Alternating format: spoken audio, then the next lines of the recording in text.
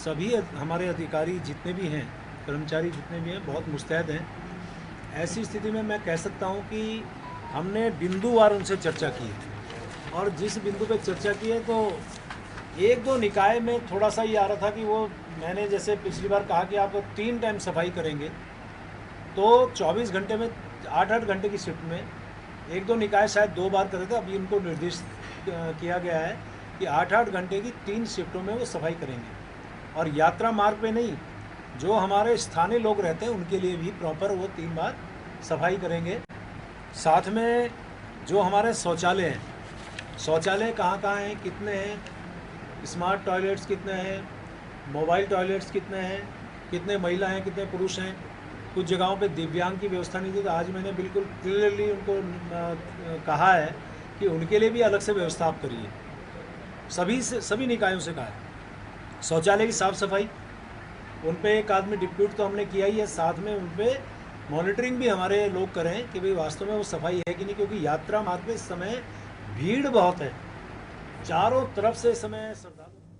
उत्तराखंड सरकार ने चारधाम के मंदिर परिसरों के 50 मीटर के दायरे में मोबाइल फोन के उपयोग पर प्रतिबंध लगा दिया गया है। धामों में रील बनाकर भ्रामक सूचनाएं फैलाने वालों के खिलाफ अब सीधे एफआईआर दर्ज कराई जाएगी। ऐसे में धामों में अब श्रद्धालु न मोबाइल फोन का इस्तेमाल कर पाएंगे और न ही सोशल मीडिया प्लेटफॉर्म के लिए रील बना पाएंगे। मुख्य सचिव राधा रतूड़ी ने सचिव पर्यटन को निर्देश जारी करते हुए आदेश का सख्ती से पालन सुनिश्चित कराने को कहा है। मुख्य सचिव ने कहा कि चारधाम में इस बार पिछले सालों की तुलना में कहीं अधिक श्रद्धालुओं की भीड़ आ रही है। इस बढ़ती भीड़ के कारण धामों में दिक्कतें ना हो, इसके लिए भीड़ को नियंत्रित किया जा रहा है।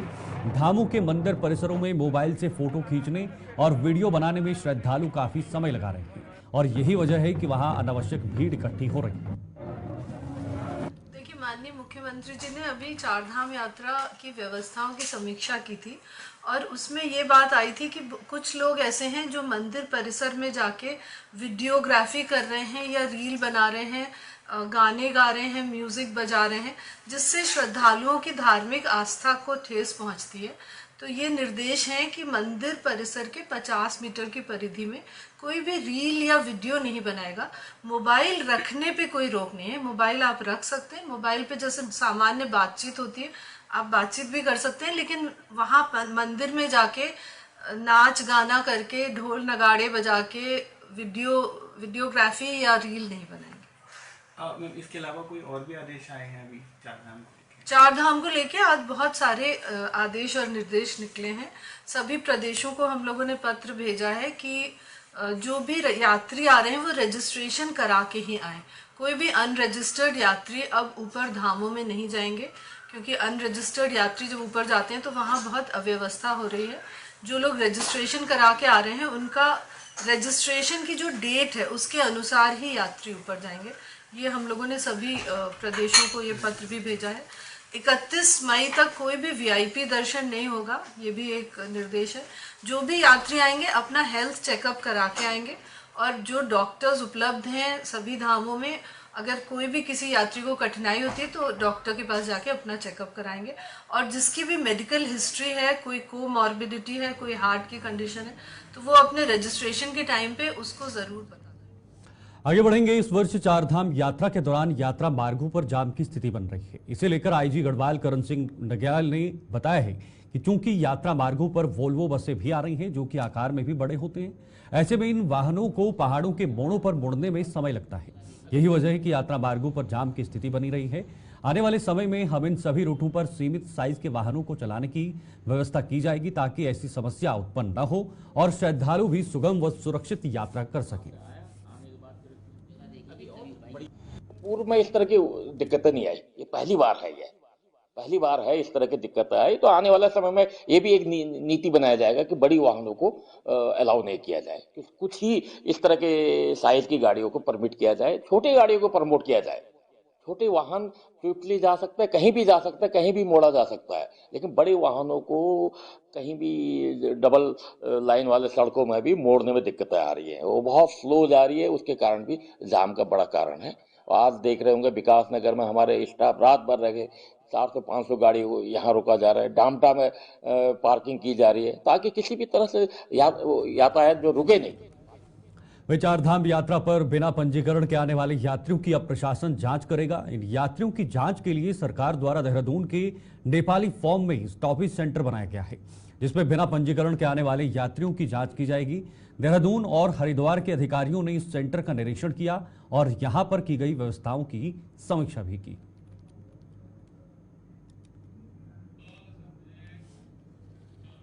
बदलते मौसम को लेकर दून अस्पताल के चिकित्सा अधीक्षक डॉक्टर अनुराग अग्रवाल ने कहा है कि पहाड़ी राज्य होने के कारण यहां पर रात को बहुत ठंड हो जाती है और दिन में बहुत ज्यादा गर्मी होती है। ऐसे में लोगों को अपनी सेहत का ध्यान रखना चाहिए। यह मच्छरों का पनपने का सीजन होता है और अपने आसपास में पानी जमा न होने दें। अगर आपको मच्छर का लार्वा मिलता है तो उसे खत्म कर दें। पानी की भरपूर मात्रा रखें। 50 किलो वजन के व्यक्ति को कम से कम 4 से 6 गिलास पानी जरूर पीना चाहिए। पानी वाले फल जैसे तरबूज, ककड़ी, खरबूजा जैसे फल जरूर खाने चाहिए। फास्ट फूड से दूरी बनाए रखें, क्योंकि फास्ट फूड खाने के बाद शरीर में पानी की कमी बढ़ जाती है।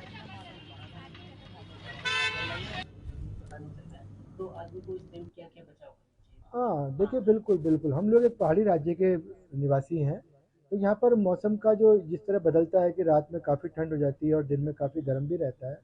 और यहाँ देहरादून तो फेमस है कि जब गर्मी बढ़ेगी तो बारिश भी होगी। तो ऐसे में आपको अपना सेहत का बहुत ध्यान रखना चाहिए। ऐसे में मच्छरों के पनपने का सीजन भी बनता है। हमारा शासन प्रशासन बिल्कुल इसके लिए पूरी तरह सजग है और आप लोग के माध्यम से मैं कहना चाहूँगा कि आसपास पानी जमा ना होने दें। अगर आपको मच्छर का लार्वा मिलता है अपने घर के आसपास तो उसको ज़रूर से ख़त्म करें। और आप ऐसे में नगर निगम और बाकी प्रशासन की सेवा भी ले सकते हैं। इसके अलावा आप लोग पर्सनल लेवल पर अपने पानी की मात्रा बनाए रखें। बहुत लोग पानी को इग्नोर करते हैं, प्यास लग रही है लेकिन पानी नहीं पिएंगे। हम लोग गर्मी में फ़िलहाल गर्म काफ़ी है, ऐसे में पानी की मात्रा काफ़ी कम हो जाती है। तो आपको अपनी बॉडी का लगभग 5 से 7% तक, कोई 50 किलो का है तो करीब 2 से 3 लीटर पानी, मतलब कम से कम 4 से 6 गिलास पानी ज़रूर से पिए। फल जैसे कि तरबूज है, खरबूजा है, खीरा, ककड़ी, ये सब मौसमी फल हैं, इनकी प्रचुर मात्रा में इसका सेवन करें। और बाकी फास्ट फूड और बहुत हाई फैटी फूड से बचें, क्योंकि उसको खाने के बाद आपका पेट भी खराब हो सकता है। दूसरा, इनको खाने के बाद पानी की डिमांड भी बॉडी में बहुत बढ़ती है। बाकी हल्के कपड़े पहने, हल्के रंग के कपड़े पहने। जहाँ तक अगर आप फुल बाजू के कपड़े पहनेंगे तो वो ज़्यादा अच्छा रहेगा, क्योंकि इससे आपको धूप के डायरेक्ट कांटेक्ट में आने से बचेंगे और मच्छरों से भी आपकी बचत होती रहेगी। इस क्रम में बोलना चाहूँगा कि बहुत सारी इस तरह की बीमारियाँ इस मौसम में हो सकती हैं, जो कि जैसे पेट खराब होना, आपको लू लग सकती है, या फिर मच्छर जनित बीमारी जैसे कि मलेरिया है, डेंगू है। तो ये सब आपकी अपनी सावधानी से इनसे बचा जा सकता है। फिर भी आपको कोई भी डाउट है, आपको लगता है बुखार है या बदन टूट रहा है या मुँह से खून तो नहीं आया या नाक से खून आना या बहुत ज़्यादा गर्मी लग रही है, तो इसमें ऐसे में कई बार बेहोशी आना, तो ऐसे में हम सभी डॉक्टर्स यहाँ तैयार हैं। आप अस्पताल में आकर ज़रूर से दिखाइए। आपके घर के पास जो भी अस्पताल है आप वहाँ जाकर डॉक्टरी सेवाएं ले सकते हैं। लेकिन मेरे ख्याल से जागरूकता और आपका अपना एक जो बचाव है हमेशा बीमारी से। बढ़ती गर्मी के साथ साथ डेंगू और मलेरिया जैसी कई बीमारियां आम जनता के लिए एक परेशानी का सबब बन जाती हैं। बात करें अगर देहरादून की, तो पिछले वर्ष डेंगू का कहर इस कदर बढ़ गया था कि अस्पतालों में मरीजों की भरमार देखने को मिली थी, जिस वजह से स्वास्थ्य महकमा भी कई सवालों के घेरे में आ गया था। हालांकि इस वर्ष स्वास्थ्य विभाग जहां कमर कस चुका है, वहीं फॉगिंग करवाए जाने में महत्वपूर्ण भूमिका निभाने वाला नगर निगम भी अलर्ट मोड पर आ गया है। मुख्य नगर स्वास्थ्य अधिकारी अविनाश खन्ना के अनुसार इस साल 23 मार्च से ही निगम द्वारा डेंगू के खिलाफ मुहिम छेड़ दी गई है। अब की बार ऐसे तमाम वह कदम उठाए जा रहे हैं जो डेंगू की रोकथाम के लिए महत्वपूर्ण साबित हो सकते हैं। देखिए 23 मार्च से हमारा जो है डेंगू का स्पेशल जो कार्य योजना है वो हमारी लागू हो चुकी है। इसके अतिरिक्त उच्च अधिकारियों के द्वारा समय समय पर अलग से जो है गाइडलाइंस और जो है वो जारी किए गए हैं, जिसको कि जो है अक्षरशः अनुपालन किया जा रहा है। और इसी के साथ साथ हम लोगों की जो लार्विसाइडल का छिड़काव है वो भी हम लोगों के द्वारा छिड़काव किया जा रहा है। जहाँ जहाँ पे हमें जल भराव की ऐसी स्थिति होती है या जहाँ नाले जो हमारे ओवरफ्लो कर रहे हैं या फिर कहीं पर भी जमा पानी की शिकायत आती है तो उस पर लार्विसाइडल का छिड़काव। और जिन क्षेत्रों में पिछले वर्ष ऐसे केसेस ज़्यादा आए थे वहाँ पे लार्विसाइडल समय से छिड़काव किया जा रहा है। साथ ही साथ फॉगिंग की भी जहाँ जहाँ डिमांड है वहाँ पे भी कर रहे हैं। डिमांड के अलावा जहाँ जहाँ गत वर्ष जो हमारे केसेस ज़्यादा थे उन कॉलोनियों में भी किया जा रहा है।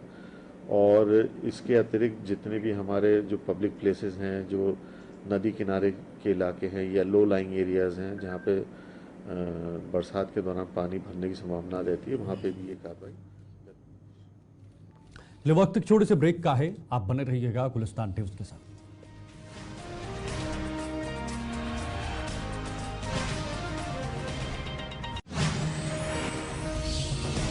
गई रिवर फ्रंट डेवलपमेंट योजना के तहत नगर निगम में 2016 में बिंदाल और रिसपना के किनारे करीब 100 हेक्टेयर भूमि का प्रबंधन मंजूरी देहरादून डेवलपमेंट अथॉरिटी को दिया था।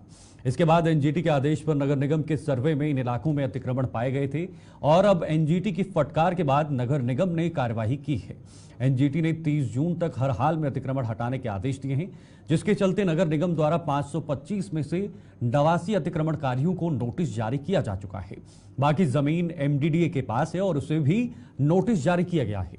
इस पूरे मामले पर क्या कहना है नगर आयुक्त सौरभ कुमार का, आइए आपको बताते हैं। उसमें से 89 ऐसे अतिक्रमण हैं जो नगर निगम की ज़मीन पर हैं। 400 से कुछ अधिक ज़मीन ऐसी है जो एमडीडीए के पास है और कुछ नगर पालिका मसूरी के पास है। तो संबंधित विभागों को हमारे द्वारा अवगत करा दिया गया है। उनमें कार्रवाई उन विभागों के स्तर से की जानी है और 89 पर कार्रवाई हमारे स्तर से की जानी है। तो हमारे द्वारा नोटिस जारी किए जा चुके हैं। कल नोटिस पीरियड की अवधि समाप्त हो गई है। कुछ लोगों के द्वारा अपना रिप्रेजेंटेशन दिया गया है, प्रत्यावेदन दिया गया है।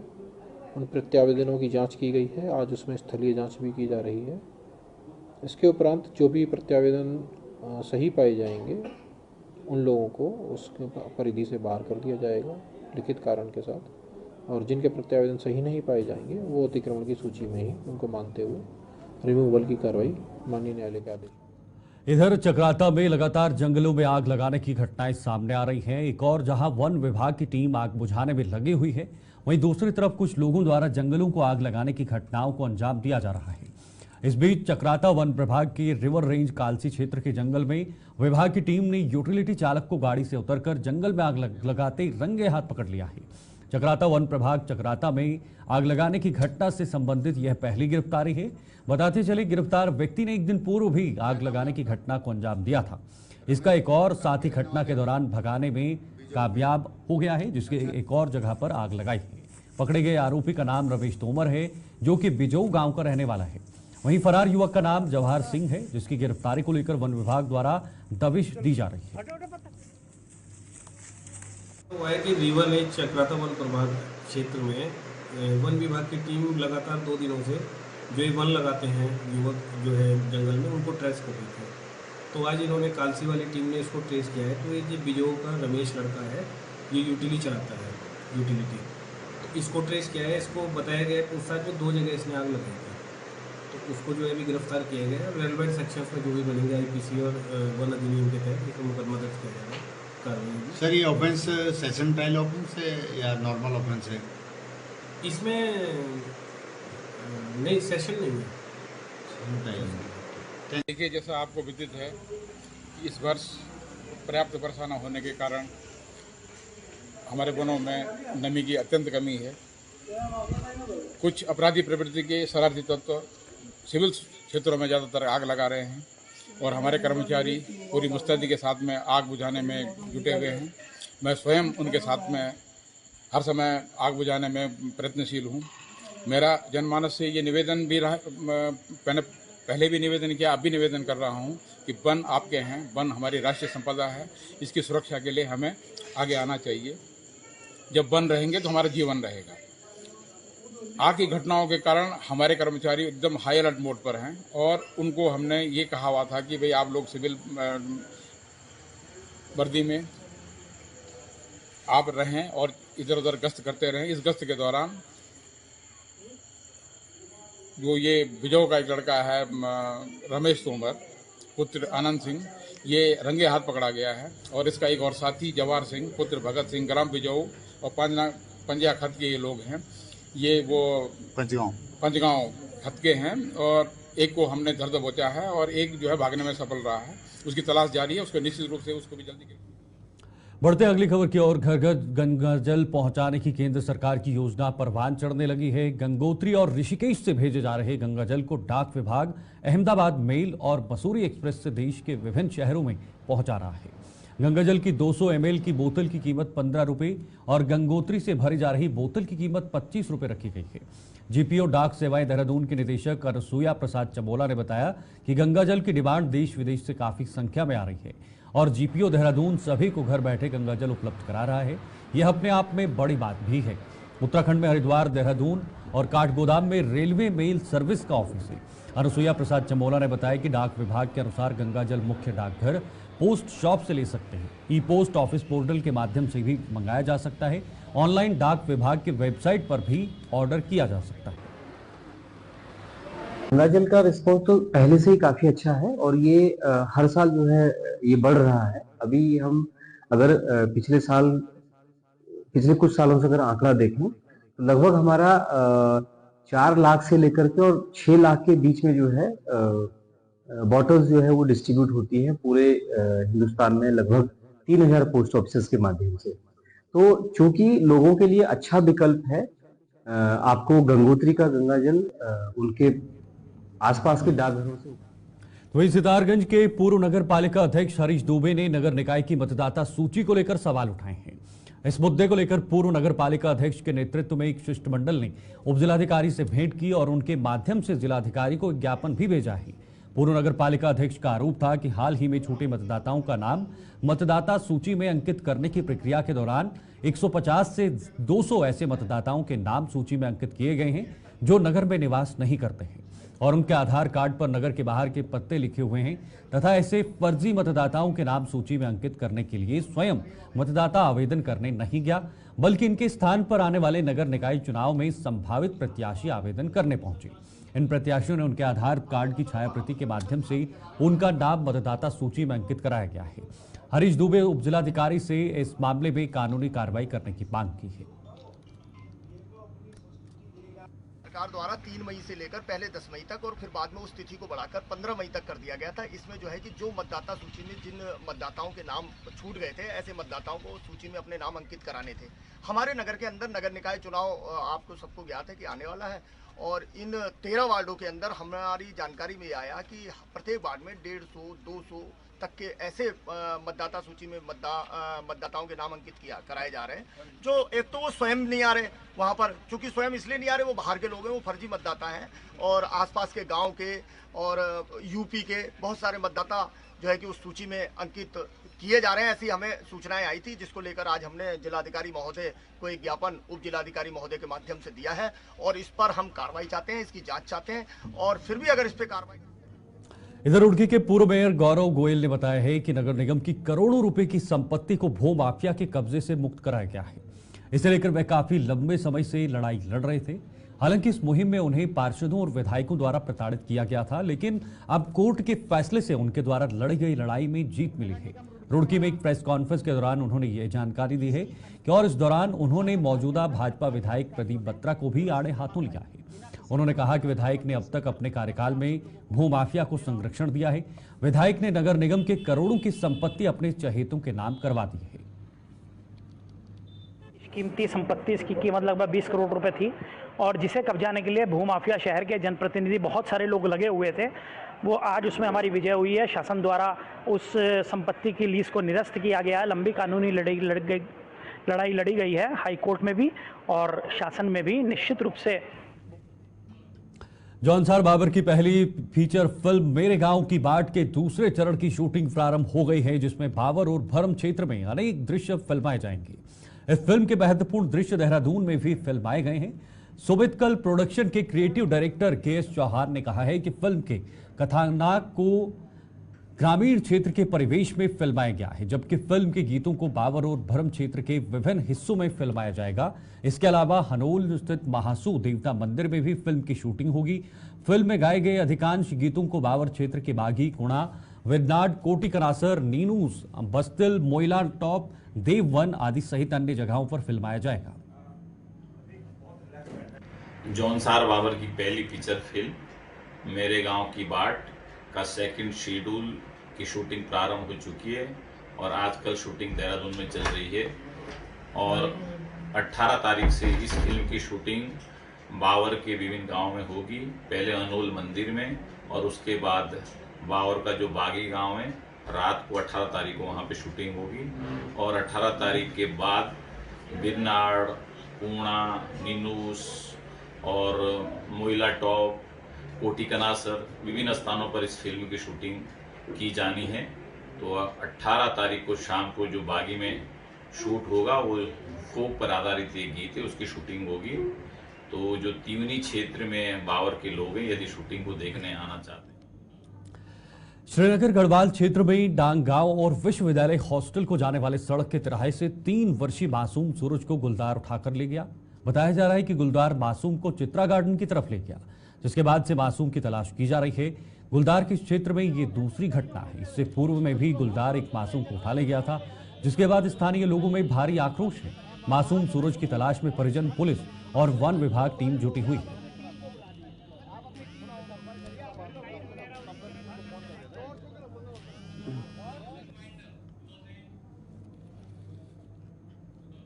उत्तराखंड के इस खास बुलेटिन में फिलहाल के लिए इतना ही। देश और दुनिया की तमाम खबरों के लिए आप देखते रहिए गुलिस्तान न्यूज। नमस्कार।